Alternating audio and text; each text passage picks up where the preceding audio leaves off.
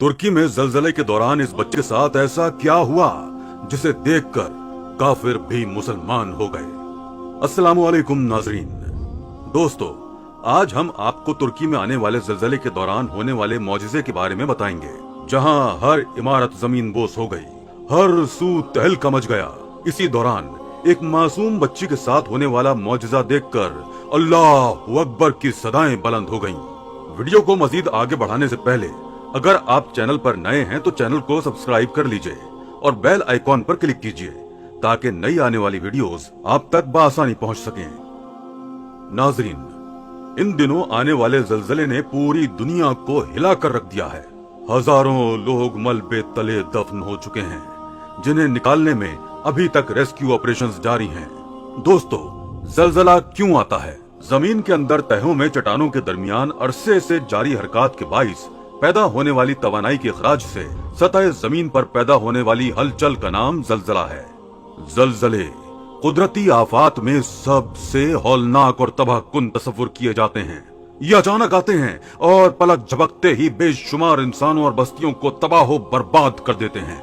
जलजले को कुदरती आफत का नाम दिया गया है, जो अल्लाह ताला की तरफ से अज़ाबे इलाही मुख्तलिफ कौमों पर मुख्तलिफ शक्लों में जाहिर होता है, जिसमें जलजले, तूफान, सैलाब, कहत और खुश्क साली के अलावा दीगर जमीनी और आसमानी आफात और बल्लियात शामिल हैं। अल्लाह रब्बुल इज्जत ने कुरान करीम की सूरह ज़िलज़ाल की पहली चंद आयात में कुर्बे क़यामत की बड़ी निशानियों में से एक हौलनाक जलजले का जिक्र करते हुए इरशाद फरमाया। सूरह ज़िलज़ाल सूरत नंबर 99 आयत नंबर 1 ता 3। जब जमीन अपने सख्त भूचाल से बड़ी शिद्दत के साथ थर थराई जाएगी और जमीन अपने सब बोझ निकाल बाहर फेंकेगी और इंसान हैरानो शशदर होकर कहेगा, इसे क्या हो गया है? सूरह शूरा में इरशाद खुदाबंदी है। सूरह शूरा सूरत नंबर 42 आयत नंबर 30। और जो मुसीबत भी तुमको पहुंचती है तो उस बदामाली के सबब से ही पहुंचती है जो तुम्हारे हाथों ने कमाई होती है। हालांकि बहुत सी कोताहियों से तो वो दरगुजर भी फरमा देता है। कुदरती आफात जैसा कि जलजले हमारी अपनी ही कोताहियों के नतीजे में रूनुमा होते हैं। हर शख्स के आमाल एक से नहीं होते, सब पर मुसीबत उसके आमाल के मुताबिक ही आती है। कुछ के लिए ये कुदरती आफात जहां मुसीबत बनकर आती हैं, वहीं अल्लाह ताला के नेक बंदों पर ये बतौर आजमाइश भी मुसल्लत की जाती हैं। अगर हम ताजा तरीन जलजले की सूरत हाल पर गौर करें तो मंजर आम पर आने वाली तस्वीर इंसानियत को खून के आंसू रुला रही हैं। अल्लाह के गजब को देखकर जहां दिल खौफ से लरजने लगता है, वहीं खुदा अपनी कुदरत भी इंसानों को दिखाता है। पीर के दिन तुर्की और शाम में आने वाले शदीद किस्म के जलजले ने हर सू तबाही मचा दी है। अब तक की मौसूल होने वाली खबरों के मुताबिक तुर्की और शाम के जलजले से होने वाली तबाहकारियों के बाइस अब तक 5000 से ज्यादा अफराद लुक़्मा-ए अजल बन चुके हैं और मजीद अमवात की पेशगोई भी जारी है। कहते हैं कि जलजले की शिद्दत माहिरीन के मुताबिक 7.8 थी। जलजलों के माहिरीन का ये कहना है कि आने वाले जलजलों में ये जलजला शदीद किस्म का था। वहाँ के रिहायशियों का कहना है कि जलजले का दौरानिया 2 से 3 मिनट का था, लेकिन उन 2-3 मिनट ने तुर्की में कयामत सी बर्पा कर दी थी। ऐसी तबाही और चीखो पुकार थी कि लग रहा था गोया कयामत कायम हो चुकी हो। बड़ी बड़ी इमारतें पल में जमीन बोस हो चुकी थीं। चारों तरफ एक अफरा तफरी का आलम था। लोग घरों से निकलकर सड़कों पर भागने लगे थे, किसी को किसी का होश न था। दोस्तों, कहते हैं कि जब बेहयाई हद से बढ़ जाए तो वहां आसमानी और जमीनी अजाबों का नुज़ूल शुरू हो जाता है। अगर हम तुर्की के बारे में कुछ नजर सानी इस हवाले से करें तो ये बात साबित होती है कि तुर्की एक इस्लामी मुल्क है, मगर जैसे जैसे वक्त गुजरा फकत अशिया ही नहीं बल्कि लोग भी, वहाँ रहने वाले मुसलमान भी एडवांस होने लगे। तुर्की हुस्न में अपनी मिसाल आप है, लेकिन जब औरतों ने अपने हुस्न पर बेपर्दगी आम कर दी और सड़कों पर सरेआम बेहयाई दिखाई जा रही है, लोग इस्लाम की जानिब कम और दुनियावी रौनकों की जानिब ज्यादा खुद को रागिब कर रहे हैं। वहाँ की ड्रामा इंडस्ट्री में बनाए जाने वाले ड्रामे उरियानी और बेहूदगी की आला मिसाल बन चुके हैं।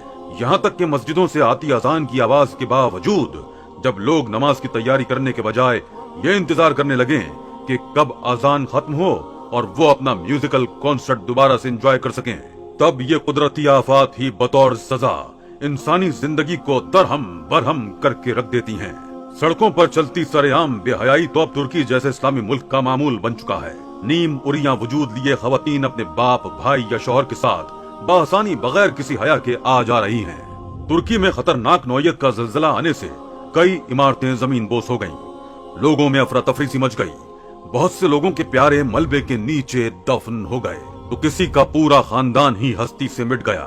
ابھی اس صدمے سے لوگ نکلے نہیں تھے کہ ایک بار پھر زمین کانپ اٹھی۔ ایک اور شدید ترین زلزلے کے جھٹکے نے کئی زندگیاں نگل لیں اور اب تک ہزاروں لوگ اس آفت کا شکار ہو کر وفات پا چکے ہیں، جبکہ کئی زخمی ہیں اور ابھی بھی ملبے کے نیچے موجود ہیں۔ ہر سو چیخو پکار اور اپنے پیاروں کا نام پکار کر سسکیاں لیتی آوازیں انسان کا دل جھنجھوڑ رہی ہیں۔ کئی دن سے ریسکیو آپریشن جاری تھا، وزنی پتھر اور ٹوٹی عمارات کو ہٹا کر زخمی لوگوں کو نکالا جا رہا تھا۔ اسی دوران کچھ اہلکاروں کو ایک خاتون کے چیخنے کی آوازیں سنائی دیں۔ وہ بڑے پتھروں اور ملبے کے ڈھیر کو ہٹا کر یہ نشاندہی کرنے لگے کہ آخر یہ آواز آگ کس سمت سے رہی ہے۔ اس زلزلے کو چند دن بیت چکے ہیں اور اس ملبے کے نیچے سے ابھی بھی چیخو پکار کا سنائی دینا وہاں زندگی کی علامت کو ظاہر کر رہا ہے۔ وہاں کی ریسکیو ٹیم کا افراد کا کہنا تھا وہ عورت بری طرح چلا کر مدد کے لیے پکار رہی تھی، لیکن بھاری پتھروں کے ملبے کو اٹھانا ایک مشکل امر تھا۔ اس وقت اس عورت کی چیخو پکار سن کر ریسکیو ٹیم کے علاوہ مقامی لوگ بھی جمع ہو گئے اور ملبہ اٹھانے لگے تاکہ ایک زندہ انسان کو بچایا جا سکے، لیکن بہت لوگوں کے پتھر ہٹانے کی کوشش بھی اس بڑے ملبے کے ڈھیر کو ہٹانے کے لیے ناکام تھی۔ لیکن چیخو پکار ایسی تھی دل کو تڑپائے جا رہی تھی۔ لوگوں کی بے چینی کا یہ عالم تھا کہ وہاں موجود سب لوگ ہی اس ملبے کو ہٹانے لگے۔ وقت کے ساتھ ساتھ وہ عورت مزید بلند آواز میں چلا رہی تھی۔ ریسکیو اہلکار اسے اپنی موجودگی کا احساس دلاتے ہوئے اسے حوصلہ رکھنے کی تلقین کر رہے تھے۔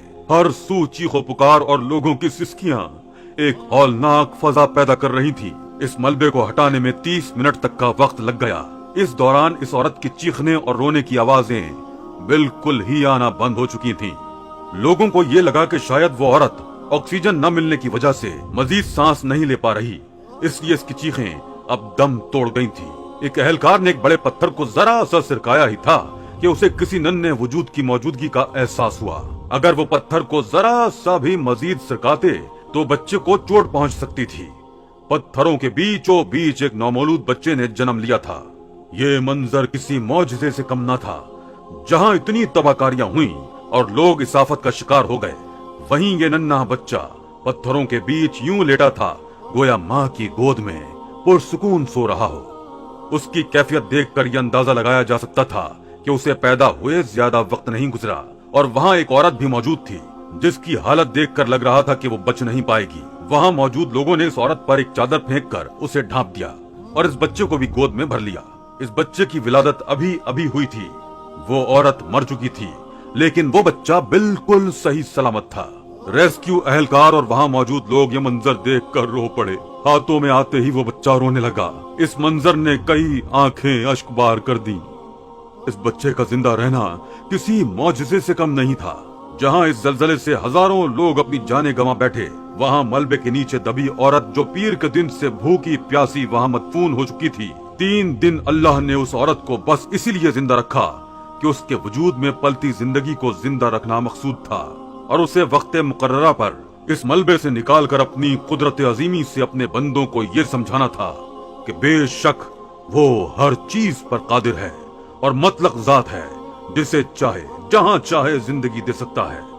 یہ منظر دیکھ کر جہاں رب کریم کی ذات کی بڑائی دل میں آتی ہے، وہاں یہ بات بھی سامنے آتی ہے کہ انسان نہ جانے خود کو کیا سمجھتا ہے، اور غرور اور تکبر میں خدائی دعوے کرنے سے گریز نہیں کرتا۔